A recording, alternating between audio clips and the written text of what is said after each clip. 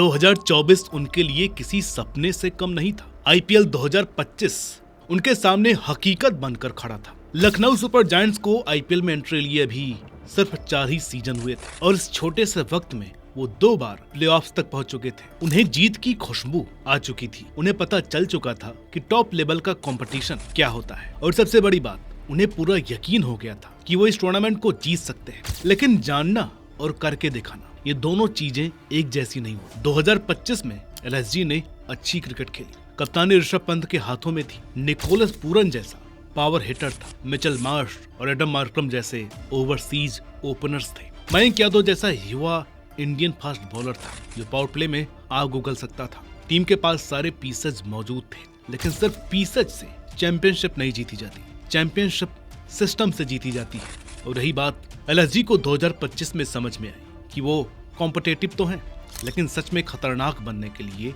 अभी 1-2 मूव्स और चलना बाकी है। इसी सोच के साथ उन्होंने वो मूव्स चली। मोहम्मद शमी को ट्रेड करके टीम में लाया गया। भारत के सबसे बेहतरीन फास्ट बॉलर्स में से एक, करीब 10 करोड़ रुपए का ऐसा एक्सपीरियंस जो आपको चैंपियनशिप जिता कर देता है। और इसके बाद जब उनके पास 22.95 करोड़ रुपए बाकी थे तो वो ऑक्शन में उतरे और आईपीएल 2026 की सबसे कैलकुलेटेड और सबसे जीनियस खरीदारी कर डाली। लखनऊ सुपर जायंट्स अब सिर्फ खेलने नहीं आए थे, वो जीतने आए थे। और अपनी छोटी सी आईपीएल जर्नी में पहली बार ये टीम वाकई ऐसी लग रही थी जो खिताब जीतने के लिए पूरी तरीके से बनी हो। नमस्कार, मेरा नाम है अनुराग सूर्यवंशी और आप देख रहे हैं क्रिक माइंड।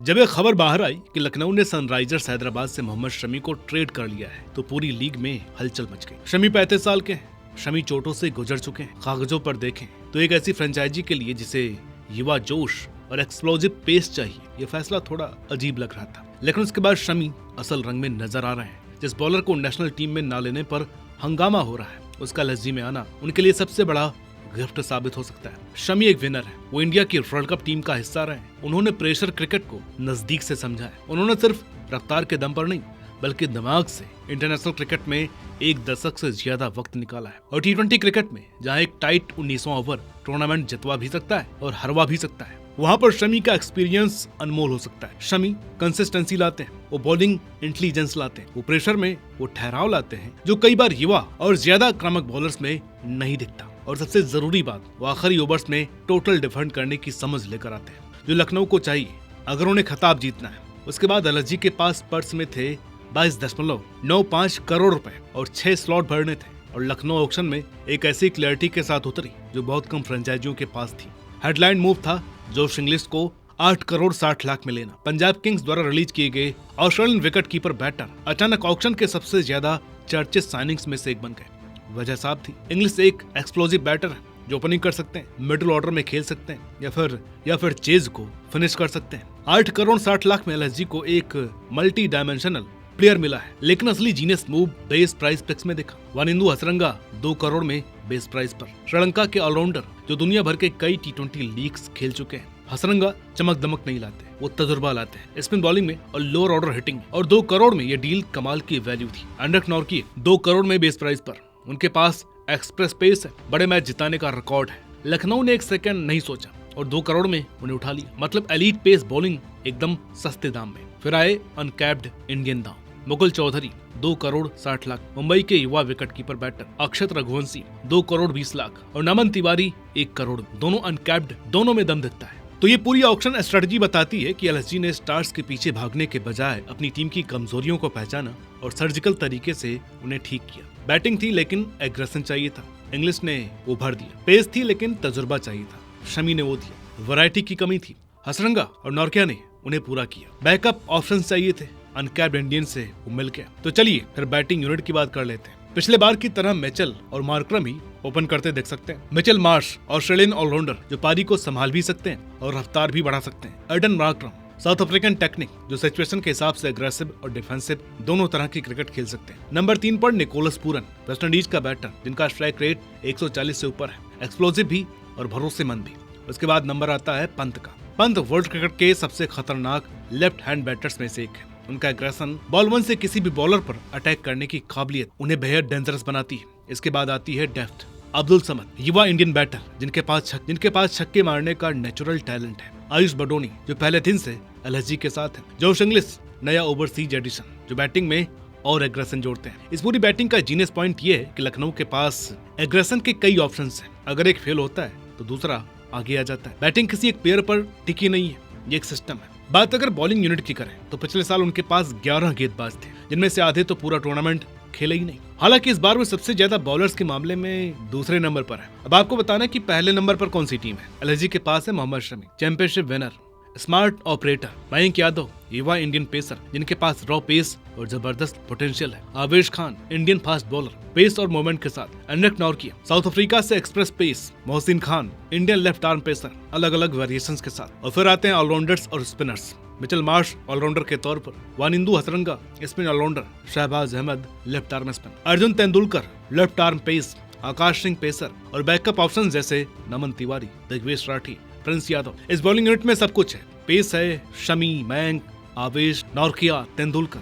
स्पिन है राठी, हसरंगा और शहबाज अहमद। ऑलराउंडर्स ऑप्शन है मार्श और हसरंगा। और सबसे बड़ी बात है फ्लेक्सिबिलिटी। सामने वाला बैटर समझ ही नहीं पाएगा कि अगला ओवर किस तरह का आने वाला है। तो चलिए स्वॉट एनालिसिस भी कर डालते हैं। तो स्टंट की बात करें तो शुरुआत ऋषभ पंत की लीडरशिप और एग्रेशन से होती है। पंत सिर्फ एक बैटर नहीं, वो नेचर की तरह है, जबरदस्त और अनप्रेडिक्टेबल। कप्तान के तौर पर एग्रेशन और भरोसा दोनों लेकर के आते हैं। जब कप्तान खुद बॉल 1 से अटैक करने को तैयार हो तो पूरी टीम का माइंडसेट वहीं सेट हो जाता है। दूसरी बड़ी ताकत है मोहम्मद शमी का चैंपियनशिप एक्सपीरियंस। एक ट्रेड, बस एक फैसला और अचानक एलएसजी के पास वर्ल्ड क्लास बॉलर आ जाता है जो हर तरह के प्रेशर से गुजर चुका है। शमी की डेथ बॉलिंग को गुड से सीधा एलिट लेवल पर ले जाते हैं। तीसरी स्ट्रेंथ है मल्टीपल एग्रेशन ऑप्शंस। पंत, पूरन, मार्श, इंग्लिश, समद ये ऐसे बैटर्स हैं जो अकेले दम पर मैच पलट सकते हैं। 5 ऐसे एग्रेसिव ऑप्शंस होना एक लग्जरी है जो ज्यादातर फ्रेंचाइजियों के पास नहीं होते। चौथी ताकत है बैलेंस्ड बॉलिंग। पेस में शमी, नॉर्किया, मयंक, रावेश है। स्पिन में राठी, हसरंगा और शहबाज अहमद है। और ऑलराउंडर ऑप्शंस में मार्श और हसरंगा मौजूद है, यानी कि एलएसजी किसी भी पिच कंडीशंस के हिसाब से खुद को ढाल सकती है। 5वीं स्ट्रेंथ है young Indian core. Mayank Yadav, आवेश खान, आयुष बडोनी और दिग्वेश राठी जैसे प्लेयर्स के पास आईपीएल का एक्सपीरियंस है और अपने पीक ईयर्स में एंटर कर रहे हैं। लेकिन कुछ सवाल जो भी बाकी है। पहला सवाल ऋषभ पंत की कप्तानी की कंसिस्टेंसी को लेकर है। बैटर के तौर पर पंत जीनियस है, लेकिन कप्तानी एक अलग गेम है। उन्होंने कभी पूरे आईपीएल सीजन में टीम को बिना दबाव के लीड नहीं किया है। क्यों अपनी अग्रेसिव बैटिंग के साथ लीडरशिप का प्रेशर संभाल पाएंगे? दूसरा बड़ा रिस्क शमी की उम्र और इंजरी हिस्ट्री है। शमी 35 साल के हैं और पहले चोटों से जूझ चुके हैं। आईपीएल बहुत इंटेंस होता है। अगर टूर्नामेंट के बीच में शमी टूटते हैं तो एलएसजी अपना सबसे एक्सपीरियंस्ड डेथ बॉलर खो देती है। तीसरी कमजोरी यंग पेसर्स की अनरिलायबिलिटी है। मयंक यादव शानदार है लेकिन चोटल ज्यादा रहते हैं। आवेश खान कंसिस्टेंट है लेकिन वर्ल्ड क्लास नहीं माने जाते। अगर दोनों का ऑफ डे हो गया तो पेस अटैक पतला पड़ सकता है। चौथी कमजोरी ओवरसीज बॉलिंग डेप्थ की। नॉर्किया, मार्श और हसरंगा के अलावा एलएसजी के पास ज्यादा ओवरसीज बॉलिंग ऑप्शंस नहीं है। अगर नॉर्किया इंजर्ड हुए तो पेस पूरी तरीके से इंडियन बॉलर्स पर टिक जाएगी। छठा सवाल मिडिल ऑर्डर के एक्सट्रीम प्रेशर टेस्ट का है। पंत, समद और बडोनी अच्छे प्लेयर्स हैं, लेकिन आईपीएल फाइनल जैसे हालात में इन्हें भी पूरी तरीके से टेस्ट नहीं किया गया। प्लेऑफ क्रिकेट बिल्कुल अलग होता है। तो क्या एलएसजी को पहला खिताब हाथ बढ़ा करके बुला रहा है? क्योंकि इनके पास पहला मौका आरसीबी के डिफेंस मोड में होने से बनता है। डिफेंडिंग चैंपियन होने का प्रेशर भारी होता है और हर टीम उन्हें ज्यादा जोर से अटैक करेगी। एलएसजी एक भूखी अंडरडॉग टीम की तरह उन्हें चकमा दे सकती है। दूसरा बड़ा मौका पंत और शमी की सिनर्जी में। अगर दोनों जल्दी क्लिक कर गए तो एक डेडली कप्तान बॉलर जोड़ी बन सकती है। तीसरा मौका इंग्लिश का अपसाइड है। अगर जोश इंग्लिश का ब्रेकडाउन सीजन आता है तो एलएसजी की बैटिंग सीलिंग आसमान छू सकती है। T20 पेडिग्री वाला एक ऐसा एक्सप्लोसिव बैटर